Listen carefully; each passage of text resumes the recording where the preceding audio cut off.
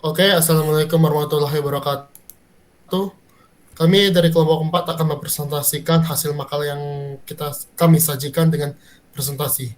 Kami mengambil dengan judul Darurat Privasi di Era Digital, Ancaman Cybercrime, Kasus Kebocoran Data, dan Solusi Tata Kelola di Indonesia. Oke, lanjut. Oke, di sini ada saya, Kalisa Talah dengan NIM 2551502071111001. Oke, saya Rossi Felicia Bageskara.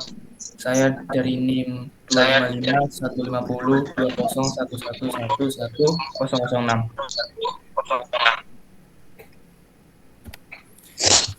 Lalu ada saya, nama saya Damar Utomo dengan NIM 255-150-201-111-007.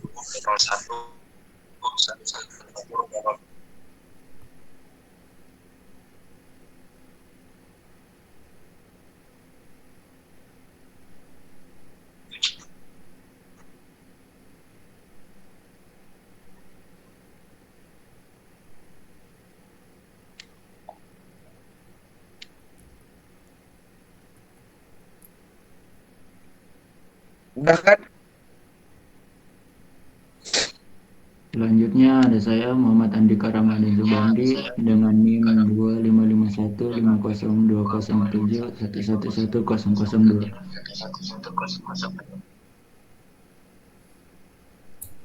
Oke, lanjut.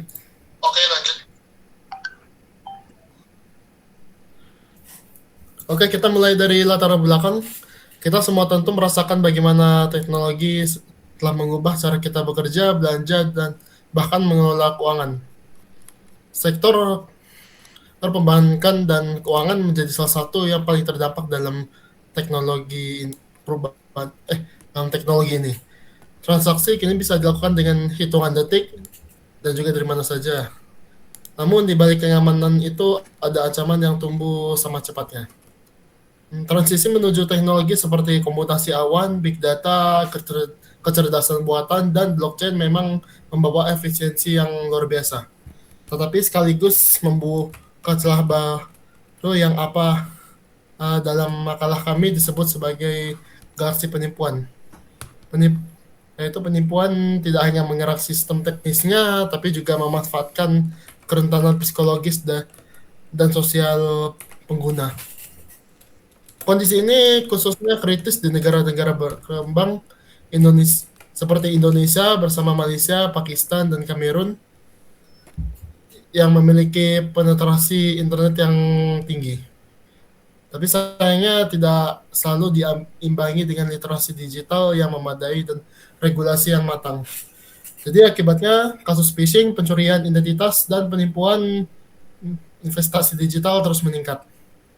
Dari sisi ekonomi, dampaknya sangat nyata, termasuk kejahatan cyber yang merugikan miliar dolar secara global setiap tahunnya, dan yang mengkhawatirkan ini bukan sekadar kerugian finansial, kerahasiaan, integritas, dan keandalan data konsumen, juga ini kini sedang berada dalam ancaman. Jadi ini yang kami sebut sebagai darurat privasi di era digital. Oke, lanjut.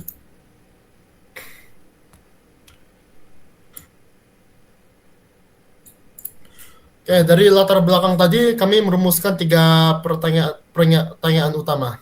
Pertama, apa saja ancaman utama cybercrime dan kebocoran data di era digital? Jadi kita perlu memetakan dulu bentuk-bentuk konkretnya, mulai dari phishing, pencurian identitas, penipuan, investasi, hingga eksploitasi di sektor pembayaran digital dan perbankan. Kedua adalah bagaimana kepercayaan dan kesadaran pengguna dapat memitigasi risiko. Karena sehebat apapun dalam sistem keamanan teknisnya, kalau pengguna tidak sadar akan risikonya, celah akan tetap terbuka. Jadi di sini faktor trust dan literasi digital semakin krusial. Dan yang ketiga adalah solusi tata kelola seperti apa yang efektif mengatasi darurat privasi. Bukan hanya dari sisi teknis, tapi juga dari sisi regulasi, kebijakan institusional, dan adaptasi pengguna. Terutama dalam konteks negara berkembang seperti negara kita Indonesia. Jadi ketiga pernyataan ini akan dijawab di dalam makalah kami. Oke, lanjut. Jadi dari rumusan masalah tersebut kami menetapkan 3 tujuan penelitian. Untuk yang pertama itu menganalisis ancaman kejahatan cyber dan risiko privasi pada platform digital. Cakupannya meliputi sektor pembayaran digital, perbankan hingga teknologi terbaru seperti blockchain, metaverse, dan lain-lain. Yang kedua adalah mengkaji peran kesadaran pengguna dan faktor kepercayaan dalam respon ancaman cyber. Yaitu nanti kita ingin memahami bagaimana pengguna bereaksi ketika menghadapi ancaman dan sejauh mana tingkat kepercayaan mereka terhadap platform digital mempengaruhi perilaku keamanannya. Yang ketiga adalah merumuskan solusi tata kelola yang komprehensif bagi pembuat kebijakan dan operator layanan.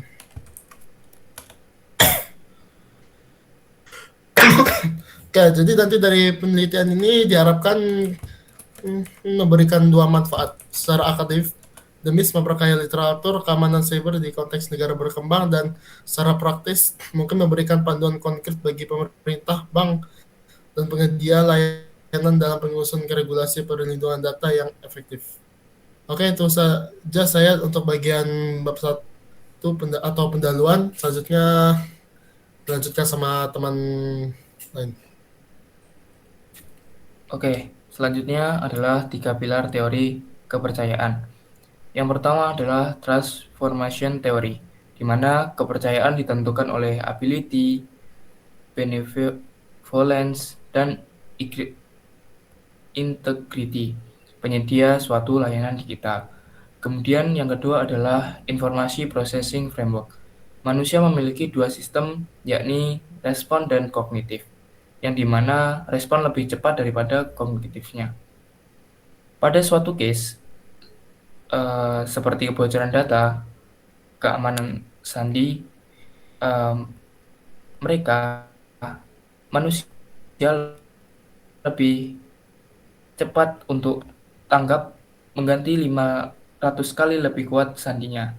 Kemudian yang ketiga adalah regulasi dan kepercayaan multidimensi. 3 pilar kepercayaan berbasis institusi, karakteristik, dan proses. Kepercayaan berbasis proses adalah pendorongan terkuat pengguna keberlanjutan. Berikutnya,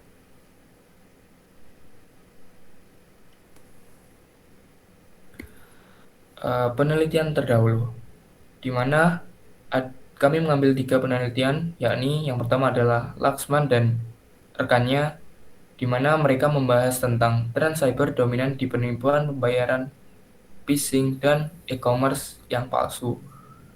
Yang kedua adalah Wang dan rekannya, di mana mereka membahas tentang integrasi masih lama dengan integrasi sistem lama dengan teknologi baru menciptakan celah keamanan yang masif, yang dimana sekuat apapun integrasi sistem lama ataupun mitigasi yang sudah ditanggul, itu akan mengakibatkan celah atau bongkahan atau lubang yang dimana itu bisa masuknya atau kebocoran suatu data user atau pengguna salah satu pihak, user atau pengguna sistem layanan digital. Selanjutnya adalah Cassette Theory, di mana penelitiannya tentang pengumpulan data biometrik di metaverse memicu pelanggaran privasi lebih parah daripada Web 2. Di mana yang kita tahu, di Web 2 kita menggunakan password yang bisa kita ganti kapanpun, dimanapun kita mengalami atau kebocoran data. Tetapi kita suatu saat nanti di Web 3 atau metaverse, apabila menggunakan data biometrik, yakni retina, wajah, ataupun pola tubuh, itu tidak akan bisa diganti ataupun tetap selamanya. Selanjutnya, dari penelitian terdahulu dan 3 pilar tadi, kami menarik 2 hipotesis. Yang pertama adalah pemantauan risiko yang transparan berpengaruh positif terhadap kepercayaan berkelanjutan pengguna. Contoh, semisal kita sebagai user, kita akan lebih percaya atau lebih trust kepada suatu pelayanan digital apabila dia memberikan informasi seperti keamanan. Contohnya, sistem UB sekarang, di mana saat kita login menggunakan UB Apps, kita akan mendapatkan suatu notif, yakni Anda telah login di alamat apa dengan IP apa. Nah, itu merupakan suatu contoh transparansi agar kita juga dapat mencegah dan mengantisipasi atau apabila ada seseorang yang login di akun kita. Selanjutnya adalah kesadaran ancaman keamanan secara langsung, meningkatkan perilaku perlindungan privasi, memperkuat sandi, autentikasi tambahan, dan kehati-hatian berbagai data. Nah, di sistem sekarang, kita dapat menggunakan beberapa keamanan, contohnya two authentication, kemudian dan lain sebagainya, sih. Oke, lanjut.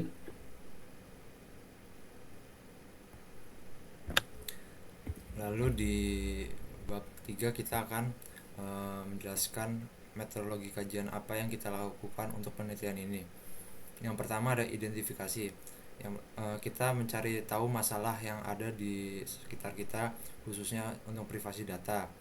Lalu yang kedua, kita mencari literatur yang berkaitan dengan topik penelitian yang kita cari, sehingga bisa mendukung bukti-bukti atau pernyataan-pernyataan yang kita buat nantinya. Yang ketiga, kita menganalisis masalah dari identifikasi yang telah dilakukan. Kita melakukan secara dalam untuk mengetahui masalah apa yang perlu diselesaikan, apa saja detail-detail yang perlu kita perhatikan. Yang keempat ada solusi. Setelah kita menganalisis dan mengidentifikasi masalah tersebut, kita akan mencari solusi tersebut sehingga sesuai dengan topik-topik sebelumnya atau literatur pendukungnya. Yang kelima, kita akan membuat kesimpulan sehingga bisa merangkum semua topik yang sudah kita teliti. Dan penelitian ini menggunakan desain kualitatif eksploratif dengan tinjauan literatur sistematif dari Scopus, laporan IMF, GSMA, dan chain analysis. Analisis tematik 6 tahap dan pendekatan necessary condition analysis juga digunakan untuk mengidentifikasi prasyarat mutlak tata kelola cyber yang efektif. Selanjutnya akan dijelaskan oleh teman saya. Untuk selanjutnya adalah vektor serangan yang semakin kompleks. Nah, di eksploitasi finansial digital, salah satu dari bentuk serangan yang paling merugikan adalah eksploitasi finansial digital. Hal ini terlihat dari maraknya berbagai skema penipuan seperti Ponzi berbasis kripto, phishing, kertas dompet digital, hingga eksplosi celah pada smart contract. Skema Ponzi kripto sering memanfaatkan hype teknologi blockchain untuk menarik investasi dengan janji keuntungan tinggi, padahal sistem tidak berlanjut. Selain itu, teknik phishing yang semakin canggih mampu menipu pengguna untuk memberikan informasi sensitif seperti kata kunci atau kode OTP. Kemudian ada panen data biometrik, perkembangan teknologi seperti virtual reality, augmented reality, dan berbagai perangkat wearable juga membawa risiko baru dalam keamanan data. Teknologi ini tidak hanya mengumpulkan data biasa, tetapi juga data fisiologis dan biometrik, seperti pola wajah, gerakan mata, detak jantung, hingga respon emosional pengguna. Data tersebut sangat sensitif karena dapat digunakan untuk membangun profil perilaku seorang secara mendalam. Nah, kemudian adalah kekosongan institusional. Permasalahan lainnya adalah adanya kesenjangan antara perkembangan teknologi dengan kesiapan instruksi dan teknologi yang ada. Banyak sistem digital dibangun dengan arsitektur keamanan yang belum matang. Di sisi lain, regulasi pemerintah seringkali terkembali dibandingkan dengan kecepatan inovasi teknologi. Selanjutnya,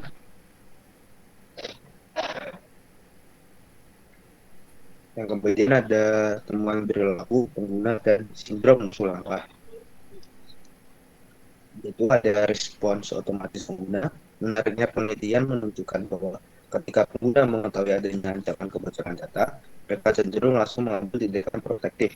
Contohnya, seperti pengguna akan memperkuat sandi mereka secara signifikan, bahkan hingga ratusan kali lebih kompleks dibandingkan sebelumnya. Selain itu, mereka juga menjadi lebih selektif dalam memberikan informasi pribadi kepada layanan digital. Kemudian ada visible risk monitoring. Salah satu pendekatan yang terbukti efektif adalah visible risk monitoring, yaitu sistem keamanan yang dapat dilihat secara langsung oleh pengguna. Contohnya adalah notifikasi transaksi secara real time, pelaksanaan aktivitas, mencurigakan pada akun, serta penggunaan sistem autentikasi berlapis seperti OTP atau biometrik. Kemudian ada solusi selanjutnya. Kemudian dari itu ada reaktif menuju proaktif. Yang pertama adalah operator platform. Perusahaan atau operator di platform digital perlu memprioritaskan sistem keamanan yang transparan dan dapat dibantu oleh pengguna. Beberapa langkah dapat dilakukan antara lain menyediakan dashboard keamanan real time, memberikan peringatan transaksi secara langsung, serta melakukan audit keamanan oleh pihak ketiga secara terbuka. Pendekatan ini mampu membangun proses basis trust, yaitu kepercayaan pengguna yang muncul karena mereka melihat proses keamanan yang jelas dan transparan. Kemudian ada peran pemerintah dan pembuatan kebijakan. Pemerintah juga memiliki peran penting dalam menciptakan ekosistem digital yang aman. Salah satunya langkah yang dapat dilakukan adalah menerapkan regulasi adaptif, yaitu aturan yang dapat menyesuaikan dengan perkembangan teknologi. Selain itu, dapat menggunakan pendekatan regulator sandbox, yaitu lingkungan uji coba untuk inovasi teknologi agar dapat diuji secara aman sebelum digunakan secara luas. Pemberian sanksi tegas terhadap perusahaan yang gagal melindungi data pengguna penting untuk meningkatkan akuntabilitas. Kemudian ada literasi digital. Selain faktor teknologi dan edukasi, peningkatan literasi digital masyarakat juga sangat penting. Keamanan cyber seharusnya tidak hanya menjadi tanggung jawab perusahaan teknologi, tetapi juga menjadi pengetahuan dasar bagi setiap pengguna internet. Oleh karena itu, integritas materi keamanan cyber ke dalam kurikulum pendidikan sangat penting. Langkah strategis terutama bagi negara berkembang yang sedang mengalami percepatan transformasi digital. Yang terakhir ada teknologi blockchain, yaitu teknologi yang memiliki potensi besar dalam peningkatan keamanan data adalah blockchain. Blockchain memungkinkan penyimpanan data yang terdesentralisasi, transparan, dan sulit untuk dimanipulasi. Dengan pendekatan ini, pengguna dapat memiliki ownership terhadap data pribadi mereka, sementara metadata transaksi dapat diverifikasi secara transparan. Jika investasi dengan benar, teknologi ini dapat meningkatkan transparansi, integritas, dan kepercayaan terhadap platform digital. Selanjutnya bisa dilanjutkan oleh teman rekan saya. Oke, baik. Saya akan melanjutkan yang telah disampaikan oleh teman saya tadi. Yang berikutnya yaitu kita masuk kesimpulan. Nah, kesimpulan ini kita dapat dari data-data yang telah kami kumpulkan, yaitu darurat privasi digerakkan oleh panen data masif, kebaruan metode peretasan, dan lemahnya sistem hukum. Perlindungan data harus diwujudkan dalam fitur yang terlihat langsung oleh pengguna, membangun proses sampai basic trust yang paling efektif. Kemudian berikutnya yaitu saran. Dari saran ini kami mengambil 3 aspek. Yang pertama yaitu dari aspek pemerintahan. Dari pemerintahan yaitu perkuat UU PDP dengan standar melampaui jurisdikasi tradisional atau terapkan audit wajib. Yang kedua, industri.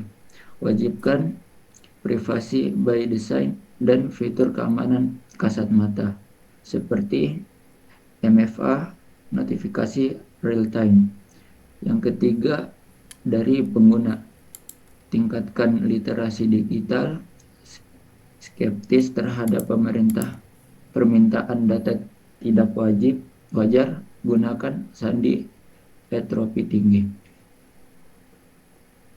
Dan yang terakhir yaitu daftar referensi. Di sini kami mendapat daftar referensi dari beberapa sumber yang kami cari untuk membuat riset data kami. Dan mungkin ini terakhir dari kami. Dan jika ada tambahan dari teman-teman saya, boleh.